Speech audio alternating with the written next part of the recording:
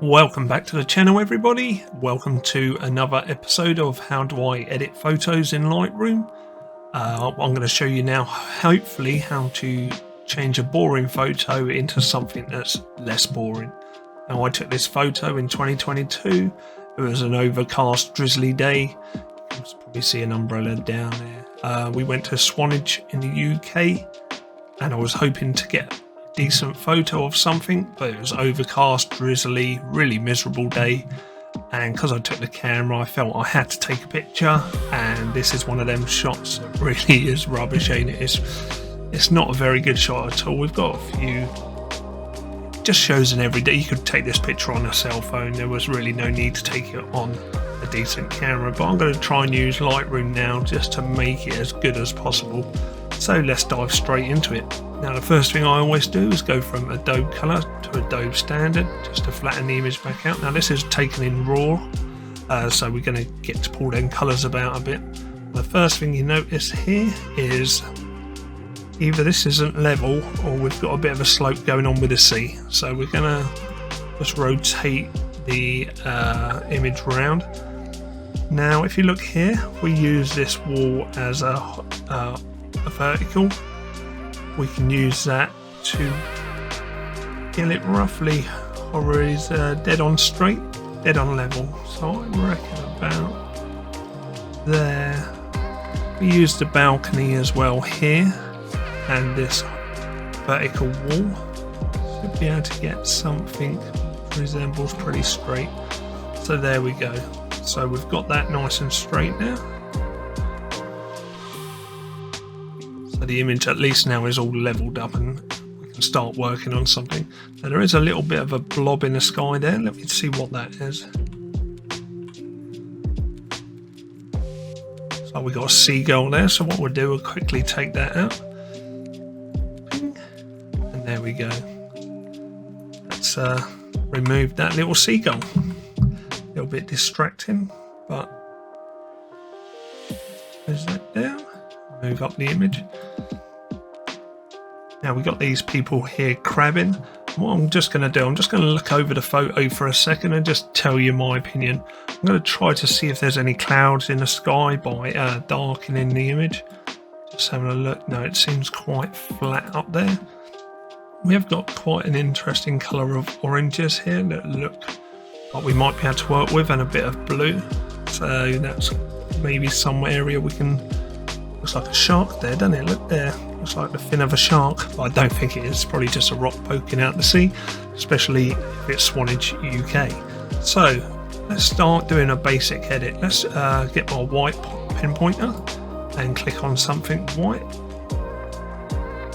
Now, I'm not really happy with that at the moment. It's made it look too white. So I'm just going to zoom in a little bit more and have another go at the white pinpointer. Sometimes that does happen.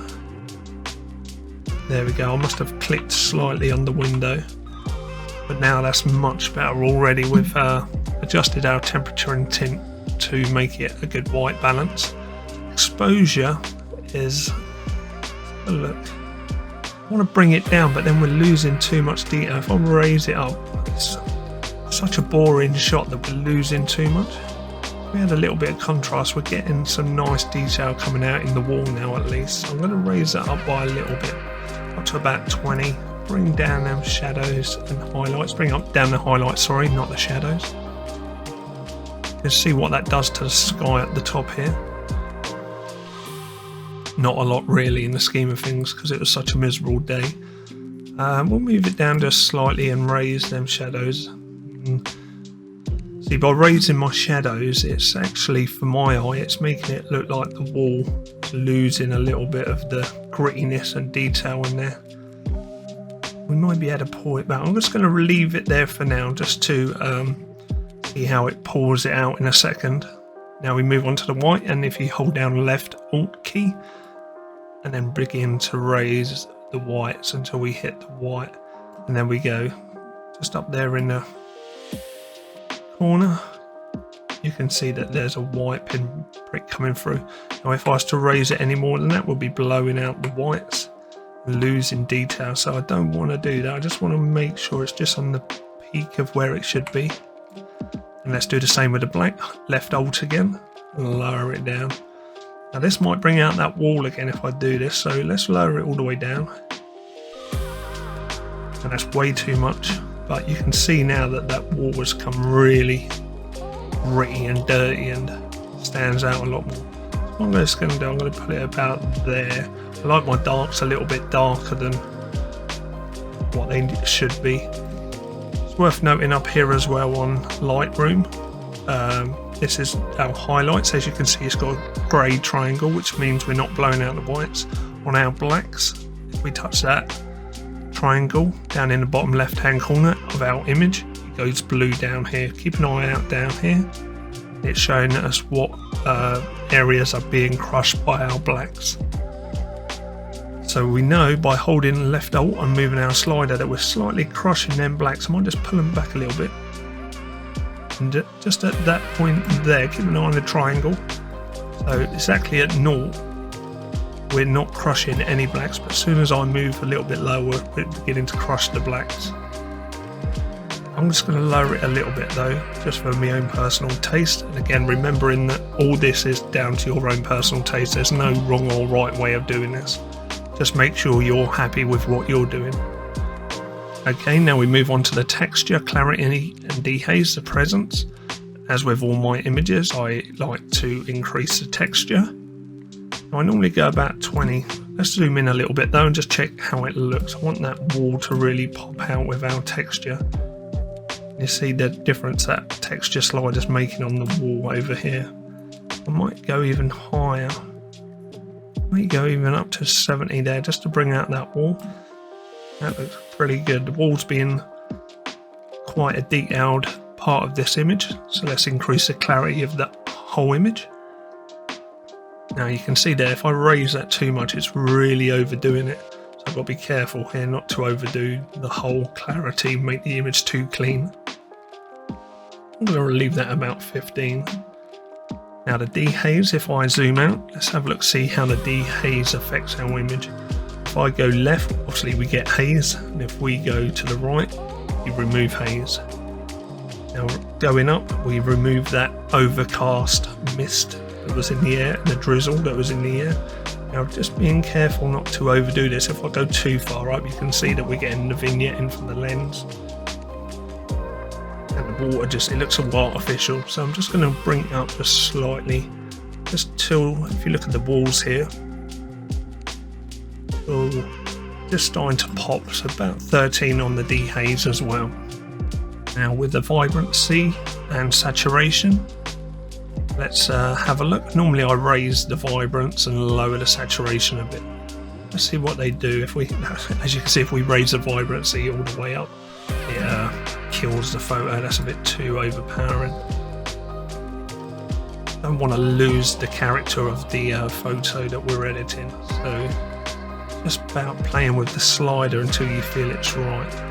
What I like to do is, as I move the slider, if you're watching the image, you can start to see where a point where it just comes in, but it doesn't go too much. That's the point where I like to stop. So about there maybe. Now the saturation, if I raise that up, obviously we're going to increase all the saturation, and that again looks awful, well over the top. And if I lower it, also we lose all the saturation.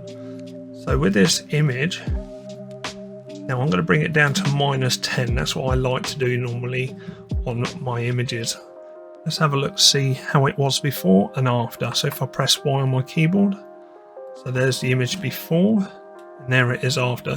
Now we can't change the actual image itself. That would be a Photoshop job if we wanted to add sky or whatnot. But as you can see, we've brought out a little bit of detail in the wall, made the wall a bit more prevalent, and we're just making the colours a little bit more poppy, and now clarity is obviously a lot better. Let's go out again and we'll continue working. So that's the basic tab done. Let's go into our tone curve. Now again with my tone curve, actually let's zoom in on the main image, fill up the whole screen. Make sure we got a bit of sky. We've got another seagull there, so I'm just going to remove him quickly. Like that, done. Now the highlights, just going to move it either way just to see which way looks best. So if I lower it, we're getting a lot more detail in the brickwork in the back. And if I raise it, then our whites pop more, obviously. So it's really about personal preference here. Now I like the fact that this is a bit moody, a bit gritty, this scene, so I'm going to keep it just slightly lower. Look at the lights here as well. You move the lights, you can see what's happening. And all it's doing is changing the tone curve. If we move the highlights here, can you see it's how it's only affecting this area of our image, them colours in the highlights. And if I move the lights, it's moving a lot more of the area. I'm just trying to feel what feels right. Now I've lowered them both down a bit just to make it feel a little bit more gritty. Now our darks, now if we raise them up, the image comes a little bit more flatter. If we come down, you can see it's affecting this area here, our darks. Just got to be very careful not to overdo it. Now obviously with Lightroom it's non-destructive, meaning at any point you can double click and remove them back, which is really nice. Now if you used to do this in Photoshop, you have to be very careful because it is a destructive program. I really like lowering these shadows and darks, it's just bringing something out in the photo that I like. It's like that. Now I've probably overkilled it a little bit. As you can see on the darks, we're still crushing some of them, so I'm just going to raise it just slightly until there. Now we're never going to improve the actual photo like I've said before, but getting that grittiness that I quite like. Next let's go down to detail and add a little bit of detail into our image. Let's zoom in. I'm going to use this wall again, keep an eye on these figures here to add detail. Now it looks like my focus point was probably around here because this is a little bit soft here. Didn't notice that at the time, but it was just a handheld photo. So let's increase the sharpening and see how we go on. Now if you hold left alt, it goes black and white and you can see a little bit clearer through the colours what the sharpening's doing. Now well, I quite like it around about the 80 on this one. This wall's really popping over here, really nice and sharp. A little bit still soft down here, but that's just my focus point. Now if we hold left alt again, we can look at the radius of our sharpness, and we want it just so it's the image is coming through on our grey.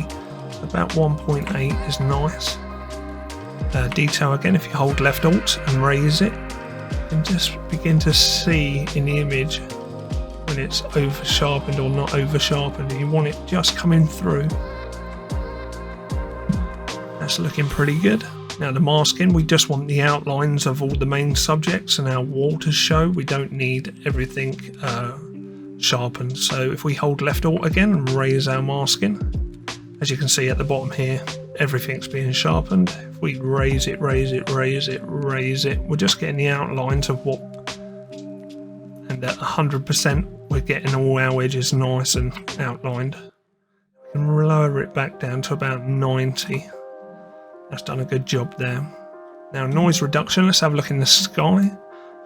Now because it's an overcast day, we've hardly got any noise there at all. I'm just going to raise it to about 30 just in case there is a little bit up there. Now the contrast, we can hold left alt again and it'll go black and white for us. And we're just looking to see where it's going to change the contrast in our noise reduction. But as there weren't much noise in our image, then that's fine. I'm just going to raise it up to 46. Okay, let's have a look as we go back out. So there's our image. Now it is, as I'm working on this, I've got a feeling that I've slightly oversaturated it or gave it a little bit too much vibrance. We're losing a little bit of that dirtiness or overcastness. We've made it look too prominent. So I'm just going to lower the vibrancy a bit and see how it looks. Now this is what's good about Lightroom. You don't ever have to, you can feel like as you're editing the photo that you can always change your style that you're going for. So yeah, when that was at plus 30 and this was at minus 10, it just didn't sit too right. It almost looked like it was out of balance. The sky with the overcast, the water, you can tell it's an overcast day, but all the colours are popping too much, or in my opinion. So what I'm going to do, I'm just going to lower it down a little bit. And that gives me a good idea of something I can do in a second, which I'm going to show you. So what I've come to like is like a monochrome picture, just bringing out some of the colours. So what I'm going to do, I'm going to reduce the vibrance and saturation back to 0 on both of them. Then we're going to go to our HSL tab and we're going to have a mess around with some of the colours, keeping the blues, the greens and the oranges saturated, but everything else we're going to lower down. So let's go to our saturation in our HSL tab. Now the colours we want to keep are the blue, the orange and the green. So let's start lowering the rest down. As you can see, this little bucket here, even though it's orange, the red is affecting it. So we're going to have to keep an eye on that. Let's have a look at the yellows. Oh yeah, if we lower that down, getting a nice monochrome texture coming in. The aquas, they can come down. Blues, now I want to keep these for the curtains up here, and we've got loads of people in blue clothing, which just pops, and we've also got these railings up here. So I'm going to leave the blue, but I'm going to lower the magentas and lower the magentas, purples and magentas. So now the reds, the orange, green and blue are going to remain, but everything else is desaturated. Let's go to our luminosity and see if we can alter slightly the tones of our colours, whether we want them deep reds or light reds. Keep an eye on this brickwork up here as I begin to move them. Particularly there's a little sign here, and this rail, and you can see as I begin to slide and the bucket, how it starts to bring out them red colours. So again, we're just moving it and judging the whole image by our actions of moving the slider. And we don't want to overdo it, we don't want to crush the colours too much. If we go right down, we're losing a little bit. We hold it about there, that's quite nice. Keep a look on the out. Oh, this one is good. See how it's bringing out the colours in the brickwork there.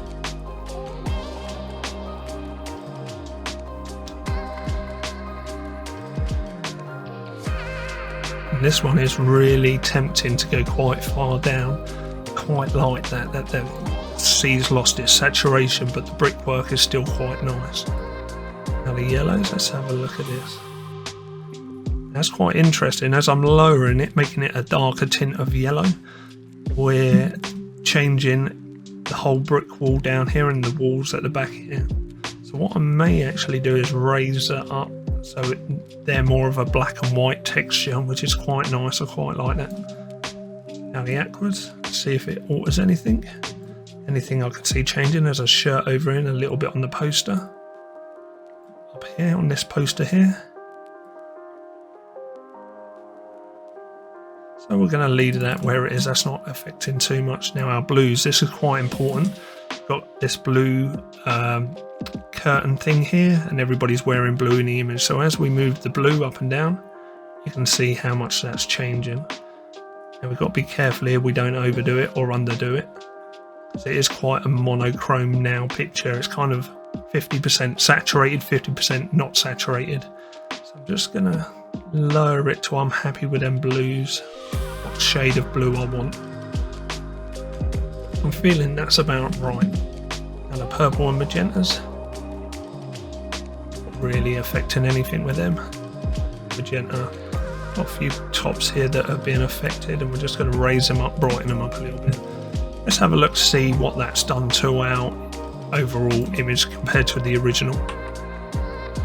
There's our original. And now this is what we've got.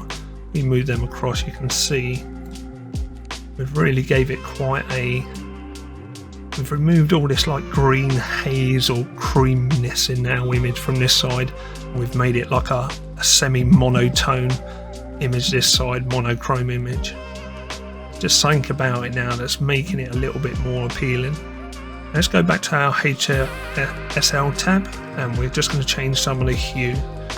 So let's go back to HSL, go to our hue. Now what this is going to do is change obviously the hue of each colour, so we can change how the shade again. If I show you with a red, you look at the bucket over here, what we're doing with the reds. So we're changing it from an orange into a darker red, which is quite nice if we get it right. Again, you've got to be very careful with it. Try not to overdo it, because if you look, we're losing a little bit of detail in the image if we go too far, especially on this bucket here. But then again, I do like it popping a little bit as well, so I'm just going to lower it a little bit there. Now the oranges were the brick walls, so let's see how that affects it. You can see there that we can either go up to a more yellow green colour, or we can go down into a more red colour. Now this is going to be quite critical to our picture, especially if we want it monotone like I said and popping.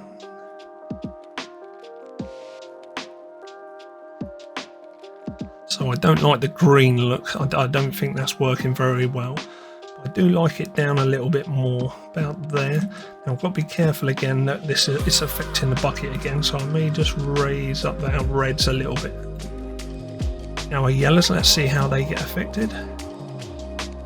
The only thing I can see really is this brick wall at the back here. If I lower it, it becomes a bit more red, a bit more magenta-y. If I raise it, it becomes a bit more green.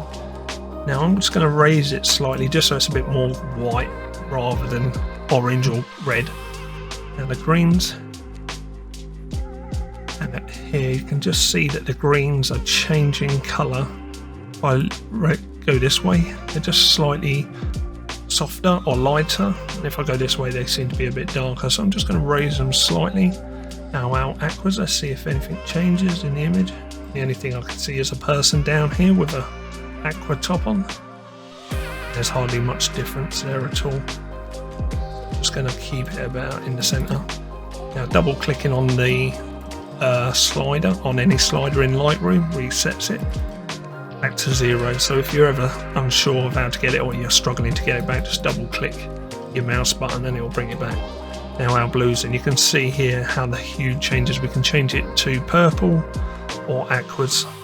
So again, I want to be careful here. I don't want to overdo this. I don't want to change the color too much. It would be nice just to lower it, just so we've got a little bit of vintage in the photo. It makes it look a little bit more vintage. If we don't go too far, we don't want that fluorescent blue green colour like that. If I just lower it slightly, it gives it kind of that vintage feel.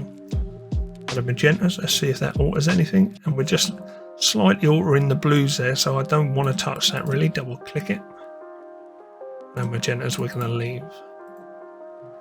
Okay, it's not looking too bad now. Let's compare it to the original again.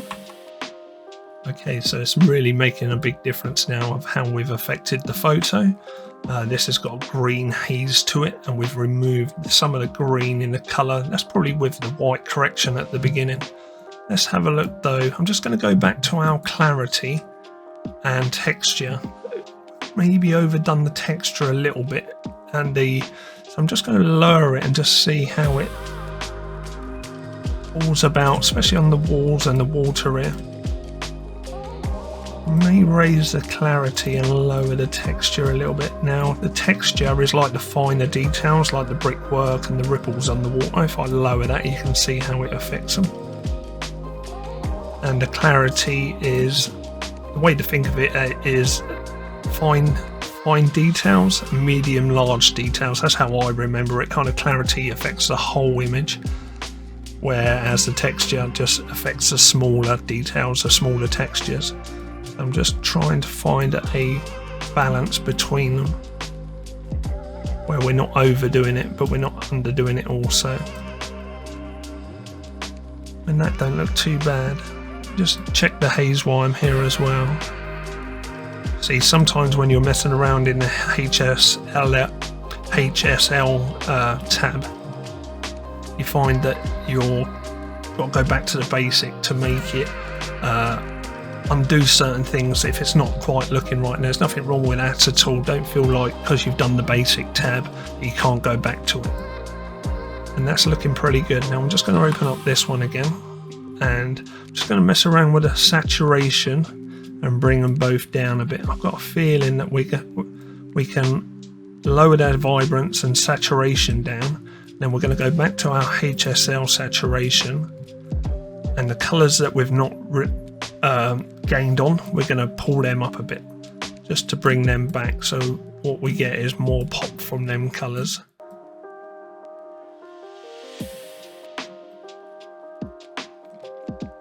This is one thing I really like to do, picking out colors in your image and making them pop, and then desaturating the ones that you don't want to pop. It really drags you into the image a bit more. And that's looking pretty good. Now, one thing I'm going to do up here at the top, I'm just going to add a little bit of gradient to the sky, just so everybody's aware that it is all this is because of a YouTube update. Now we can select sky, or we can do a linear gradient. That's what I'm going to select for it to load up. Now if you hold shift and pull down, you can see what's going to be affected. I just want the sky to be affected by this, so I'll let go of that, let go of shift, and all I'm going to do is bring down the gradient a bit. I've got to be careful of this vignetting up in the corners of the image as I do this. But I know what I'm going to do in a minute. I'm going to put a vignette around the image anyway, so that the image comes a little bit more stylistic. So let's lower that down just so everybody's aware. It looks like the dark clouds are coming in a bit. I want to get that moodiness of the overcast to really punch. Okay, so we've done that. Let's go back now to our HSL sliders, and how was that looking with the colours? It's not looking too bad. Just got to be careful with the orange. The orange really affects this brickwork around here, so just making sure we're not overdoing it. If it's like that, then we're killing it too much. And the other thing I'm going to do is just bring back the reds and oranges here a little bit. I don't want them too dark. So there we go. Now what we could also do, just one quick thought, I'm just going to pull the contrast up a bit just to see if it adds a bit more moodiness to it. Quite like the moodiness of it at the moment. It's really looking, because it was an overcast day, not a lot going on, not much sunlight. So we've gone from this to this, made it a little bit gritty, a little bit dark, but everybody's at the seaside trying to catch crabs. So let's go to effects now. Oh, let's double check while we're here actually our lens correction. See, nothing's been enabled. And instantly, did you see how that's affected it? Because we're using the Sigma 18 to 50, if you remove chromatic aberrations and enable profile corrections, it's going to flatten the image. For any warping of the image, it's going to pull it out automatically for us. You always want to make sure when you're doing an image in Lightroom that you do your lens correction. So let's go to vignetting, and now I'm just going to put a little bit of vignetting just to make it look a little bit more older. Now I could add some grain to the image. I really don't like adding grain to images. This is all just personal preference. There's no wrong or right way to do Lightroom, as I've said in the past. But adding grain I like to see the image as it is, as much detail as possible. I'm trying to enhance the image, and I feel like adding grain doesn't enhance it, it actually takes it away. So I leave the grain down. But our vignetting, just be careful with it, don't overkill it. And let's just check the midpoint. What we're getting is a good nice vignette around the edge, just like so. So look at our feather, just make sure we're not overkilling it. Now roundness, obviously it changes the roundness of our vignetting. And there we go. Right, let's have a look before and after in Lightroom. You can really see the difference now of what we've done here. We've made this green, creamy, hazy, quite boring picture into something a little bit better, a little bit semi black and white image, and definitely gave it that grittiness, moodiness that was the day that I remember. It was really overcast and a bit miserable, a bit dirty, a bit grey and a bit down. So let's have a look at the images once and for all, full size, and see how you like them.